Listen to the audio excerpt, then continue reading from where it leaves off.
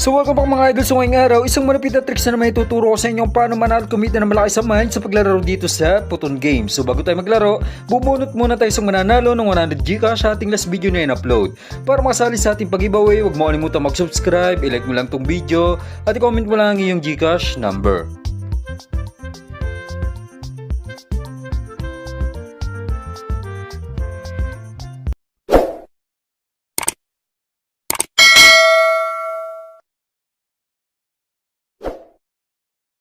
So yun mga idol, so ngayong araw, so maglalaro ulit tayo dito sa Puton Game. So bago yun sa mga wala pang Puton Game, sa mga hindi nakakalam, si Puton Game may isang application o isang laro kung saan pwede kang kumita ng Gcash, maglalaro ka lang. So para ma-download tong application, click nyo lang yung download link sa description ng video, tapos mag-register kayo. So para ba mag-register kapag na-install nyo na tong Puton Game? So click nyo lang tong register, tapos fill upan nyo lang yung apat na to. So dito sa mobile dyan may lalagay yung fully verified na Gcash mo dahil dyan lahat papasok ng cash out mo dyan ka rin magkakash in. Sa password gumawa ka lang ng 6-digit na password mo. Dito naman sa CAPTCHA, click mo lang tong send, may magte-text sa inyong verification code dito sa number na nilagay mo sa taas sa mobile. Sa referral ID, so pwede nyo gamitin yung referral ID ko, so i-type mo lang 1021381. So kapag napila pa mo na yung apat na to, click mo lang tong confirm, so automatic meron ka ng account, tapos pwede mo nang ilagin o malalagin ka na sa game. So maglagin ka lang mga idol. So bali ngayon mga idol, bago tayo magsimula sa laro, so tuturuan ko muna kayo kung paano mag-cash in dito. So paano ba mag-cash in dito mga idol kapag wala kang coins? So click mo lang tong wallet.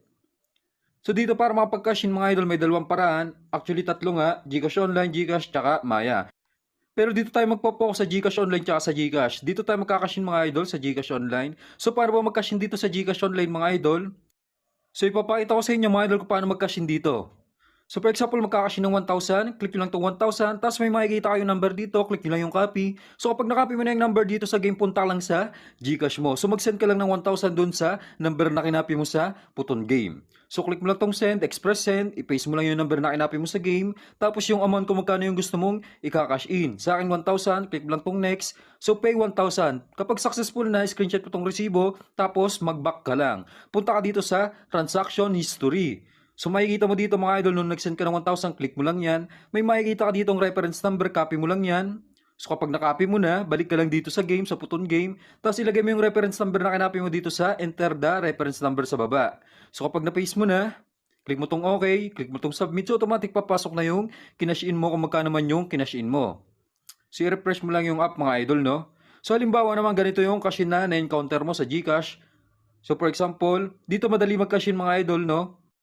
So para ka lang nagbabayad sa DragonPay, EasyPay. For example, nilik mo yung amount kung magkano gusto mo i-cash in. So ilalagin mo lang dito yung Gcash mo, may dadating sa inyong verification code, maglalagin ka lang. So automatic mapepay na yung kung magkano man yung gusto mong i-cash in dito sa game. So ganun lang mga idol, no? Kung paano mag-cash in. So ngayon magpo-proceed na tayo sa actual game natin mga idol. So ituturo ko na sa inyo kung diskarte kung paano manalo dito.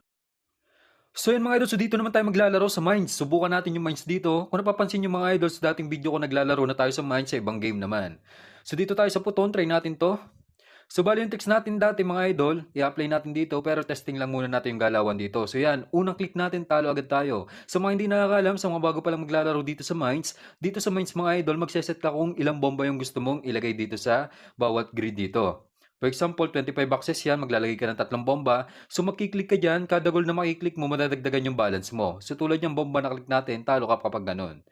So yan mga idol, 500 tayo natin. So pag nakalima na tayo, click mo lang itong withdraw, madadagdag sa balance natin yan. So makikita nyo dito sa green, sa withdraw, kapag bold yung napipindot natin, nadadagdagan tayo natin 500. So 500 lang muna tayo ng 500 mga idol, try natin kung ano yung galawan dito, kung pwede ba natin apply dito yung dating tricks natin sa ibang games kapag naglalaro tayo sa Mines. So yun mga idol, so nakiklik pa rin natin ng bomba kahit tatlo na yung nakasit sa atin. So dito natin apply yung tricks natin. Ano ba yung tricks natin dito mga idol? Escalera yung tricks na gagamitin natin dito. So ano ba yung escalera? Para sa mga bago pa lang, yung escalera mga idol, magseset ka ng starting bet mo o minimum bet mo. For example, 500 yun sa akin kanina. Kapag nakiklik natin yung bomba, dodoblihin natin ang dodoblehin yung taya natin. For example, 500. Natalo ka, doble mo gawin 1,000. Kapag natalo ulit, gawin mong 2,000.